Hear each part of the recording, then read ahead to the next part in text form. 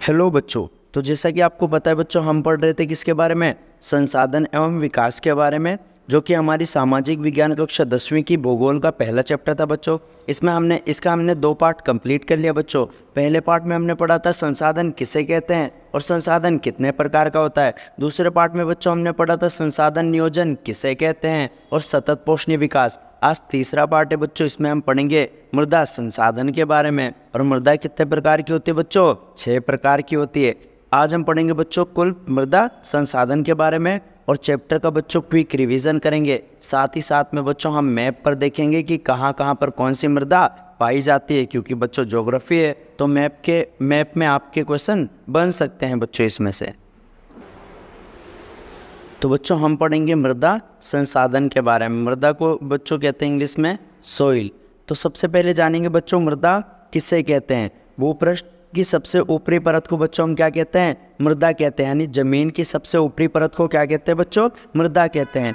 जमीन सबसे महत्वपूर्ण नवीकरणीय योग्य संसाधन है बच्चों। नवीकरणीय किसे कहते हैं बच्चों? जिसको हम बार बार इस्तेमाल कर सकते हैं, यानी पुनः नवीकृत कर सकते हैं, उसे हम क्या कहते हैं? नवीकरणीय संसाधन कहते हैं। मृदा भी बच्चों कैसा है? एक नवीकरणीय संसाधन है।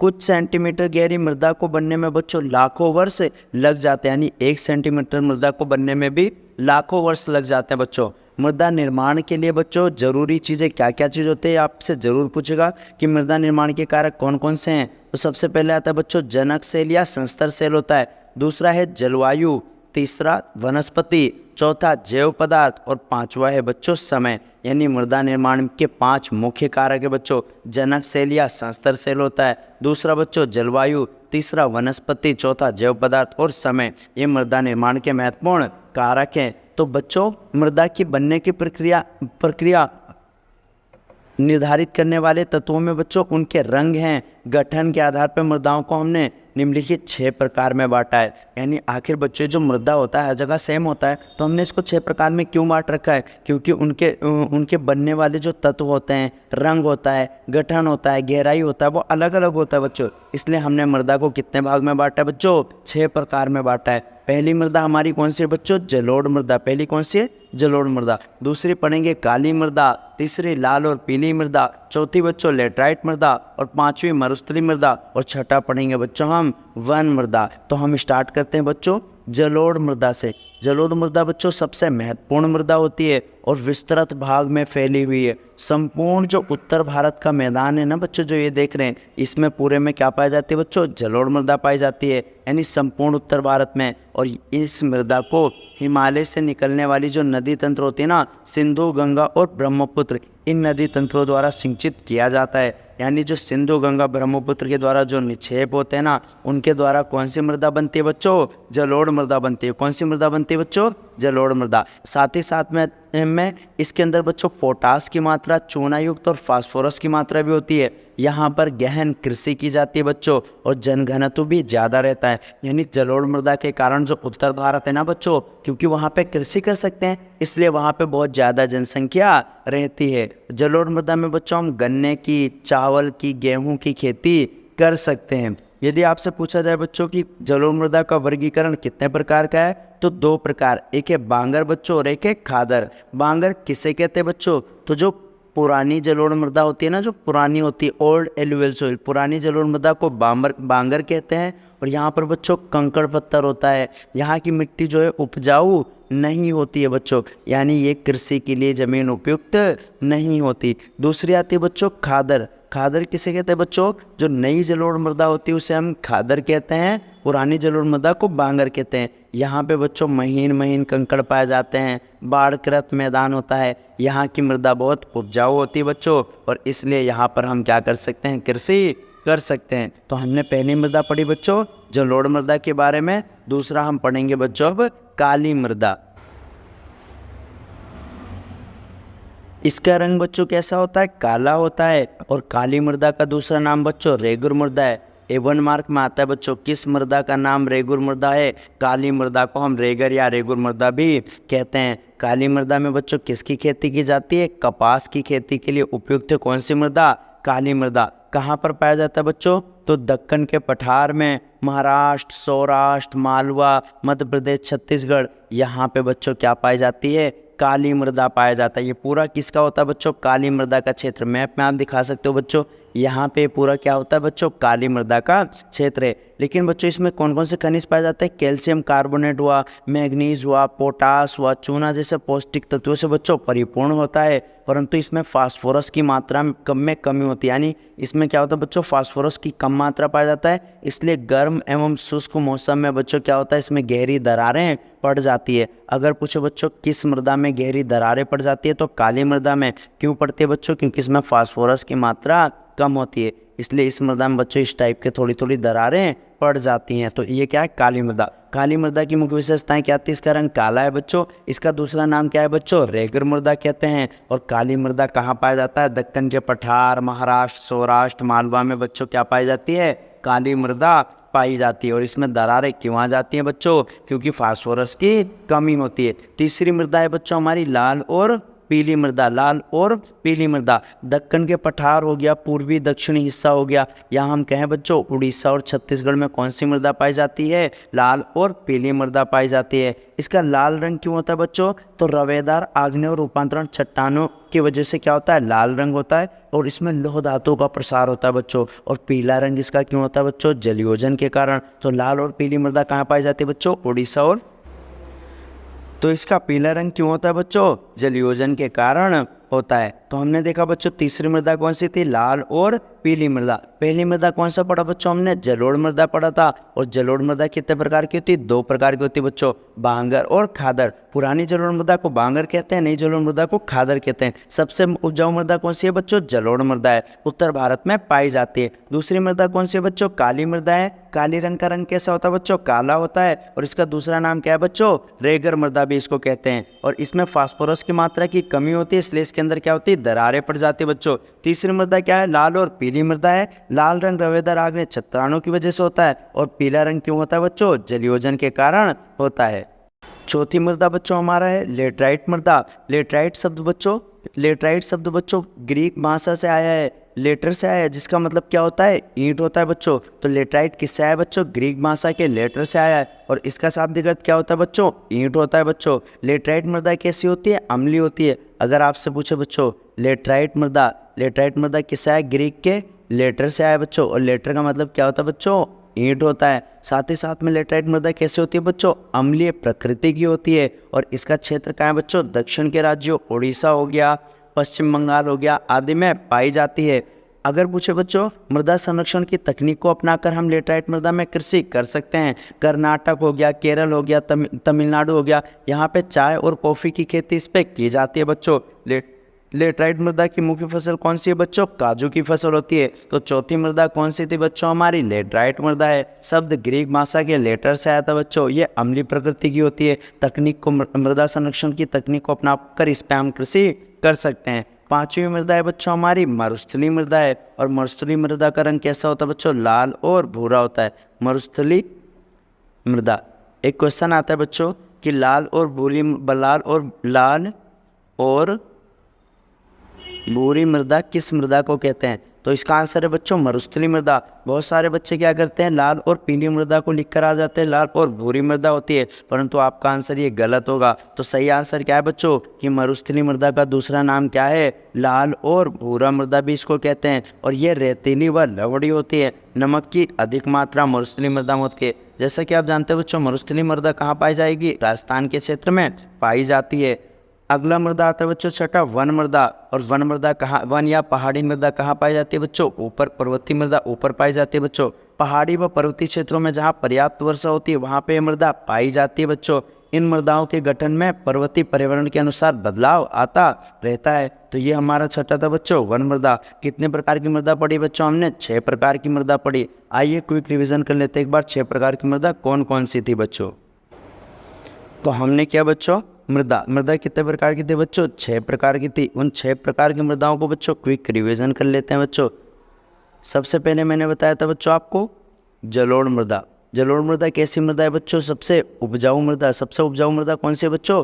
जलोढ़ मृदा। और जलोढ़ मृदा कहाँ पर पाई जाती है बच्चों? उत्तर भारत के मैदान में कौन सी मृदा पाई जाती है? जलोढ़ मृदा। और यहाँ पे अत्यधिक जनसंख्या रहती है। जलोढ़ मृदा कितने प्रकार की है बच्चों? 2 प्रकार की। एक का नाम बांगर है, दूसरे का नाम क्या है बच्चों? खादर है। बांगर किसे कहते हैं? पुरानी जलोढ़ मृदा को बांगर कहते हैं और नई जलोढ़ मृदा क्या कहते हैं बच्चों? खादर कहते हैं। जलोढ़ मृदा में कई सारी फसलों को उगा सकते हैं और यहाँ पे अत्यधिक जनसंख्या इसी के कारण रहती है। दूसरी मृदा हमने पढ़ी थी बच्चों काली मृदा। काली मृदा का रंग कैसा होता है बच्चों? काला होता है। काली मृदा का दूसरा नाम क्या है बच्चों? रेगुर मृदा भी इसको कहते हैं। और काली मृदा के लिए महत्वपूर्ण फसल कौन सी होती है बच्चों? कपास की फसल होती है। अगर पूछो बच्चों फास्फोरस की कमी के कारण काली मृदा में क्या होता है बच्चों? दरारें आ जाती है। तीसरी महत्वपूर्ण मृदा हमारी थी बच्चों लेटराइट मृदा। कौन सी थी बच्चों? लेटराइट मृदा। और लेटराइट शब्द किससे आया था बच्चों?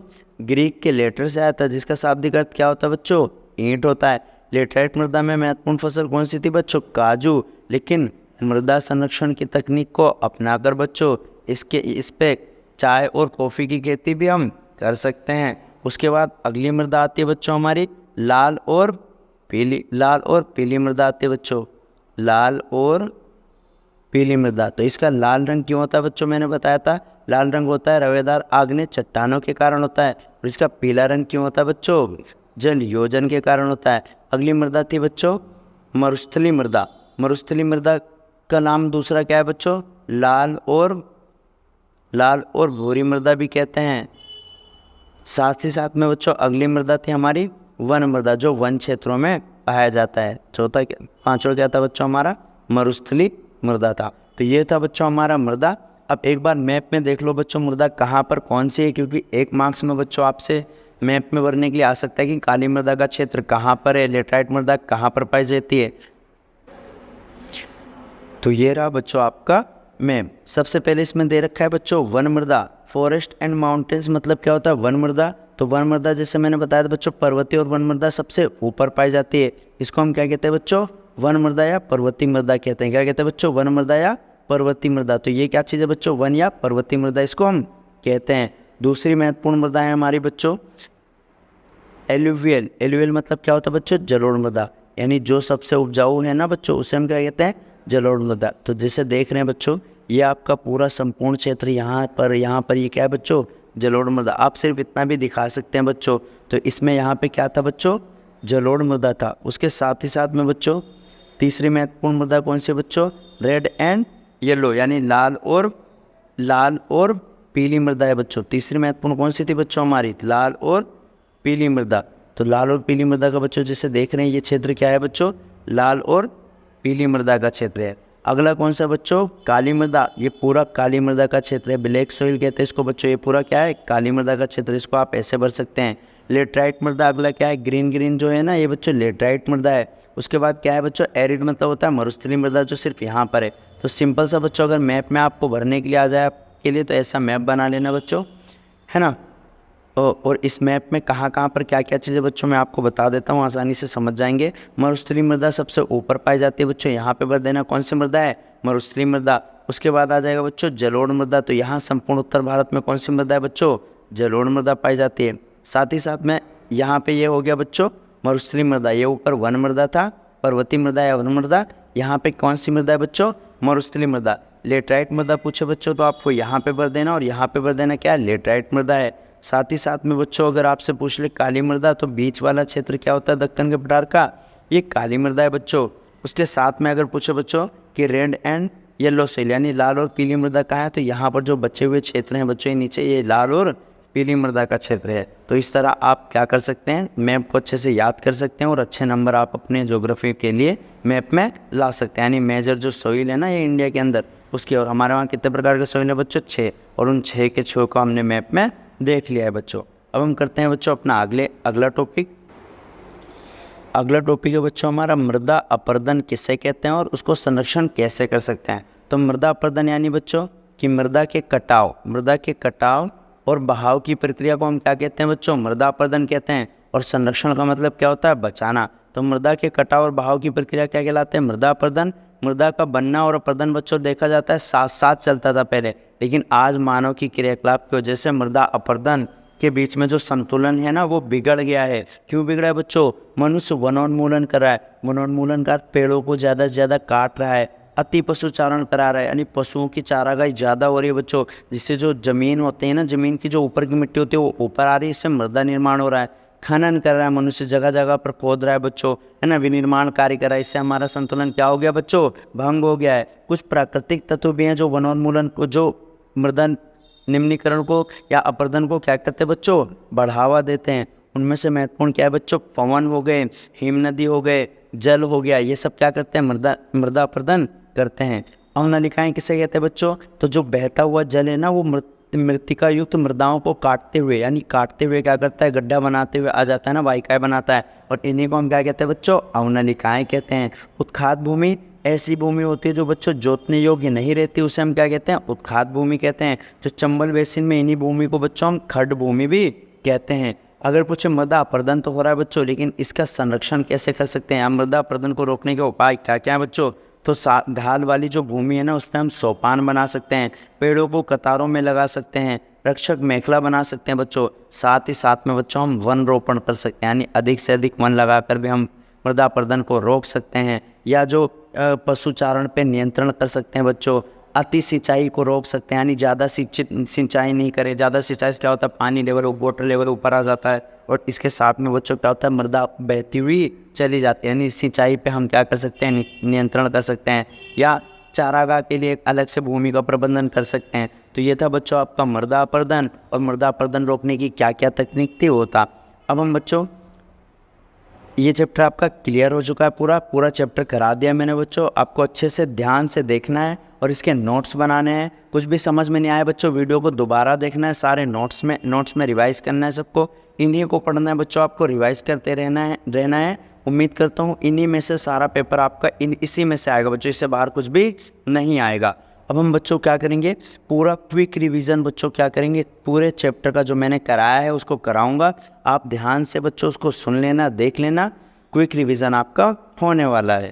तो यहाँ पर बच्चों हम क्विक रिवीजन करने वाले हैं पूरे चैप्टर का, और इसमें मेन फोकस रहेगा बच्चों आपका 1 मार्कर क्वेश्चन एक भी ना छूटे। सबसे पहले बच्चों मैंने आपको पढ़ाया था संसाधन किसे कहते हैं, और मैंने बताया था बच्चों वे सभी वस्तु जो मानव की आवश्यकताओं की पूर्ति करते हैं उन्हें हम क्या कहते हैं, संसाधन कहते हैं। संसाधन कितने प्रकार के होते हैं ये भी मैंने आपको बताया था। तो संसाधन कितने प्रकार के हैं बच्चों, 4 प्रकार के होते हैं। कितने प्रकार के हैं बच्चों, 4 प्रकार के। सबसे पहले मैंने बताया था बच्चों संसाधन उत्पत्ति के आधार पे, उसके बाद उसको उत्पत्ति के आधार पे कितने प्रकार के होते हैं बच्चों, 2 प्रकार के। नंबर 1 क्या है बच्चों, जैव संसाधन, यानी जिनकी प्राप्ति जीवमंडल से होती है, और जिनकी प्राप्ति कहाँ से होती है बच्चों, जीवमंडल से होती है, उन्हें हम क्या कहते हैं, जीव संसाधन कहते हैं। जैसे मनुष्य, वनस्पति और प्राणी हो गया। दूसरा आता है बच्चों हमारा अजैव संसाधन। अजैव किसे कहते हैं बच्चों, जो निर्जीव प्राणियों का संसार होता है उसे हम क्या कहते हैं, अजैव संसाधन, जिसके अंदर जान नहीं होती। दूसरा आता है बच्चों हमारा समाप्यता के आधार पे कितने प्रकार के संसाधन। तो समाप्यता के आधार पे 2 प्रकार के हैं बच्चों। पहला है बच्चों हमारा नवीकरणीय योग्य संसाधन, जिनको हम भौतिक, रासायनिक और यांत्रिक प्रक्रियाओं द्वारा पुनः नवीकृत कर सकते हैं, उन्हें हम क्या कहते हैं बच्चों, नवीकरणीय संसाधन कहते हैं। दूसरा आता है बच्चों हमारा अनवीकरणीय संसाधन। अनवीकरणीय किसे कहते हैं बच्चों, वे जो एक बार उपयोग करने के बाद खत्म हो जाते हैं और इनको बनने में लाखों करोड़ों साल लगते हैं, उन्हें हम क्या कहते हैं बच्चों, अनवीकरणीय संसाधन कहते हैं। जैसे तेल, कोयला हो गया आदि, ये सब हो गए क्या होते हैं बच्चों, अनवीकरणीय संसाधन होते हैं। तीसरा महत्वपूर्ण संसाधन आता है बच्चों हमारा स्वामित्व के आधार पे। स्वामित्व के आधार पे बच्चों, तो स्वामित्व के आधार पे कितने प्रकार के होते हैं बच्चों, 4। पहला हमारा था बच्चों व्यक्तिगत संसाधन, यानी जिस पे मालिकाना हक हमारा होता है, जो एक कंपनी का होता है। दूसरा आता है बच्चों हमारा सामुदायिक संसाधन। तो सामुदायिक संसाधन किसे कहते हैं, जिस पे सभी समुदाय का अधिकार होता है बच्चों, जैसे पार्क हो गया। तीसरा मैंने आपको बताया था बच्चों राष्ट्रीय संसाधन, यानी जो भौगोलिक दृष्टि से एक राष्ट्र के अंदर आते हैं, साथ में 12 समुद्री मील यानी 22.2 किलोमीटर तक बच्चों। चौथा आता है बच्चों हमारा अंतर्राष्ट्रीय संसाधन, यानी जो समुद्र रेखा के 200 मील परे हैं और जिनका प्रयोग हम केवल अंतर्राष्ट्रीय संगठनों की सहमति से ही कर सकते हैं, उन्हें हम क्या कहते हैं बच्चों, अंतर्राष्ट्रीय संसाधन कहते हैं। चौथा संसाधन आता है बच्चों हमारा विकास के आधार पे। विकास के आधार पे भी कितने प्रकार पाए जाते हैं, 4। नंबर 1 है बच्चों संभावित संसाधन, जिनकी संभावना है लेकिन हम उनका प्रयोग नहीं कर रहे हैं। जैसे कि हमारे राजस्थान हो गया और गुजरात में हो गया बच्चों सौर ऊर्जा और पवन ऊर्जा की अपार संभावना है, परंतु हम उनका उपयोग नहीं कर रहे हैं। दूसरा आता है बच्चों हमारा विकसित संसाधन, जिनकी मात्रा गुणवत्ता निर्धारित की जा चुकी है। तीसरा आता है बच्चों हमारा भंडार, यानी पर्यावरण में उपलब्ध वे सभी वस्तुएं जो मानव की आवश्यकताओं की पूर्ति कर सकते हो, उन्हें हम क्या कहते हैं, भंडार। लेकिन टेक्नोलॉजी नहीं है बच्चों, इसलिए हम इसका इस्तेमाल नहीं कर रहे हैं। चौथा आता है बच्चों हमारा संचित कोष, जो कि भंडार का ही एक हिस्सा होता है। कौन बच्चों, संचित कोष। उसके बाद बच्चों हमने सेकंड पार्ट में पढ़ा था संसाधन नियोजन के बारे में। तो संसाधन नियोजन किसे कहते हैं बच्चों, संसाधन नियोजन के बारे में। संसाधन नियोजन का मतलब क्या होता है बच्चों, संसाधनों का विवेकपूर्ण इस्तेमाल करना, यानी बचा कर चलना, उसे हम क्या कहते हैं, संसाधन नियोजन। उसके लिए एक कॉन्सेप्ट आया था बच्चों, सतत पोषणीय विकास, यानी ऐसा विकास जो भविष्य को ध्यान में रखकर किया जाए, उसे हम क्या कहते हैं बच्चों, सतत पोषणीय विकास कहते हैं। और ये 1987 के ब्रटलैंड कमीशन से आया था बच्चों। साथ ही साथ में पहला पृथ्वी सम्मेलन कब हुआ था बच्चों, 1992 में हुआ था। कहाँ हुआ था बच्चों, रियो डी जेनेरो में हुआ था। और यहीं से क्या आया था बच्चों, एजेंडा 21 आया था। एजेंडा 21 क्या है बच्चों, जो गरीबी और भूमंडलीय तापमान रोगों से निपटने के लिए अपना एक एजेंडा तैयार करेंगे। अगर बात करें बच्चों रियो समिट में 100 से भी ज़्यादा देशों ने पार्टिसिपेट किया था बच्चों। उसके बाद हमने पढ़ा था बच्चों भारत में संसाधन नियोजन के लिए कितने चरण हैं, 3 चरण हैं। और अगला हमारा आया था बच्चों मृदा संसाधन। तो उम्मीद करता हूँ बच्चों आपको ये पूरा चैप्टर क्लियर हो गया होगा। आपको वीडियो अच्छे से देखना है, इसके नोट्स बनाने हैं बच्चों। तब तक के लिए जय हिंद बच्चों।